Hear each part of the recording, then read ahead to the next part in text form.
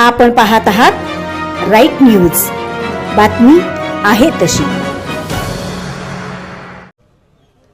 ही लढाई सत्यासाठी आहे, ही लढाई स्वाभिमानासाठी आहे, ह्याची मला जाणीव होती। मला लढा देत असताना जसं महाभारतात कृष्णाची गरज होती ताकद द्यायला, ऊर्जा द्यायला, त्या पद्धतीने मी ह्या ठिकाणी अर्ज भरायचे तयारीत होतो। अर्ज भरू का नको भरू ह्या विवंचनेत होतं। डॉक्टर बाबासाहेब आंबेडकरांची जयंती 2 दिवसांनी पुढे होती।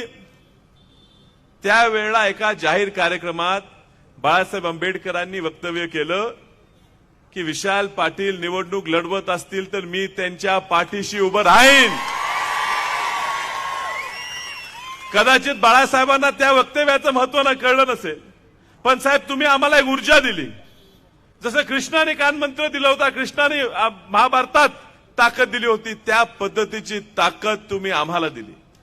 दुसऱ्या दिवशी डॉक्टर बाबासाहेब आंबेडकरांच्या प्रत्येक जयंतीच्या कार्यक्रमाला,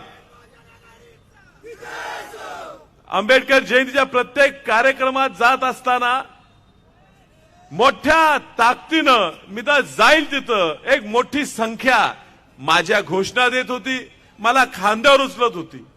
साहेब आम्ही पण आता कित्येक वर्ष निवडणूक लढवतो, 1999 पासून मी सुद्धा राजकारणात प्रयत्न करत आहे, पण तुमच्या एका वक्तव्यावर एवढ्या सांगली जिल्ह्यात वाऱ्याची लाट तयार होऊ शकते हे मी त्या ठिकाणी बघतो। माझा पराभव 2019 ला झाला, त्यावेळी मी सुद्धा कदाचित तुमच्या शक्तीची, ह्या वंचित आघाडीच्या ताकदीची मला कल्पना नव्हती।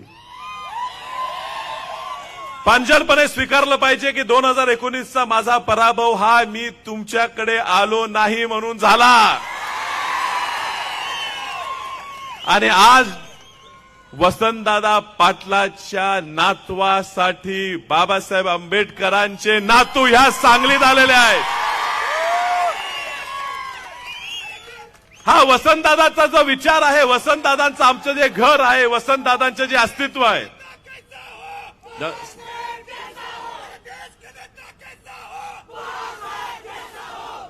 हा जो विचार वसंतदादांचा आहे, तो विचार ही डॉक्टर बाबासाहेब आंबेडकरांशी प्रेरित केलेला विचार आहे। वसंतदादांनी पण प्रत्येक वेळेला ह्या संविधानाच्या संरक्षणासाठीच बाजू घेतली।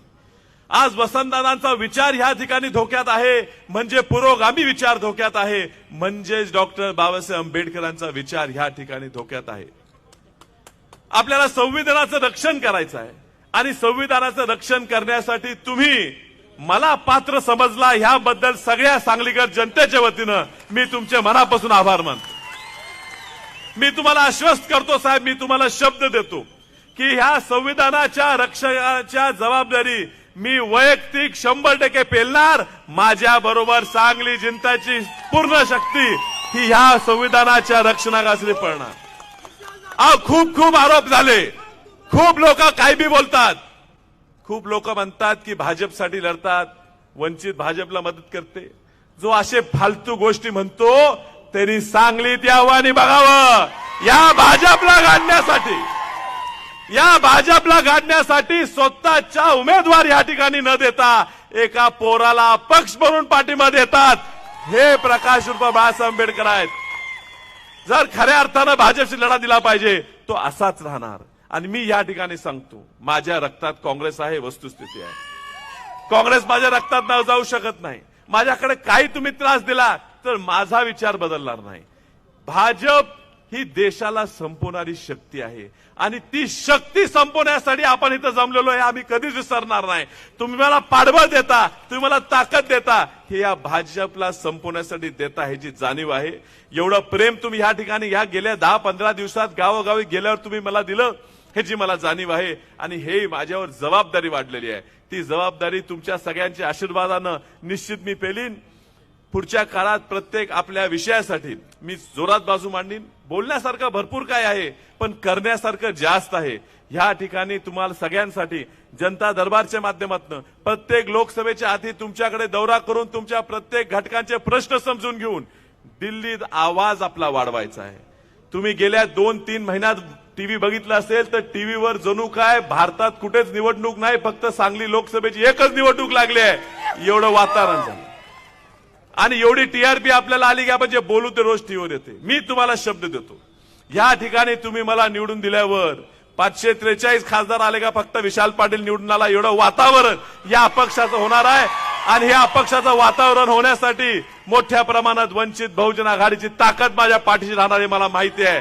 आणि म्हणून दिल्लीत ज्यावेळी मी जाईन त्यावेळी प्रभावीपणे दिल्लीत मी मुद्दा मांडताना मी त्या संविधानाचा रक्षकाचा एक सेवक आहे ह्याची जाणीव ठेवून मी त्या ठिकाणी निर्भीडपणे त्या भाजपच्या शक्तीशी बाकी कुठला पक्ष लढू न लढू मी ताकदीनं लढत राहणार, शेवटच्या श्वासापर्यंत लढत राहणार हे मी तुम्हाला या ठिकाणी ग्वाही देतो.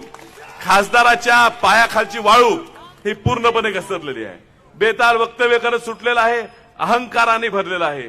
अहंकारात एवढं बोलले, त्याच्या भावाला पाडलं, त्याला एकदा पाडलं, यावेळी पण त्याला पाडू. आता जनता दाखवेल हे अहंकार कसं जिरवायचं. जिथं रावणाचा अहंकार जळला तिथं हा काका कुठला लागला. ही निवडणूक माझी नाही, ही माझ्या स्वार्थाची नाही. मलाही ऑफर आले, मलाही सांगितलं हे घे ते घे, पण माझ्यासाठी बाळासाहेब आंबेडकर स्वतः म्हटले लढ, घोरपडे सरकार म्हटले लढ, जगताप साहेब म्हटले लढ, तुम्ही सगळे सामान्य कार्यकर्ते म्हटला विशाल लढ. मी लढतोय तुमच्यासाठी, आज लढतोय, उद्या लढतोय, कायम स्वरूपी मी तुमच्यासाठी लढत राहणार ही मी या ठिकाणी तुम्हाला ग्वाही देतो. आपण सगळे या ठिकाणी एवढ्या तडपत्या उन्हात सुद्धा एवढ्या संख्येने या ठिकाणी उपस्थित राहिलात याबद्दल मी तुमचा सगळ्यांचा आभार मानतो आणि आपली रजा घेतो. नमस्कार. आपण पाहत आहात राईट न्यूज, बातमी आहे तशी.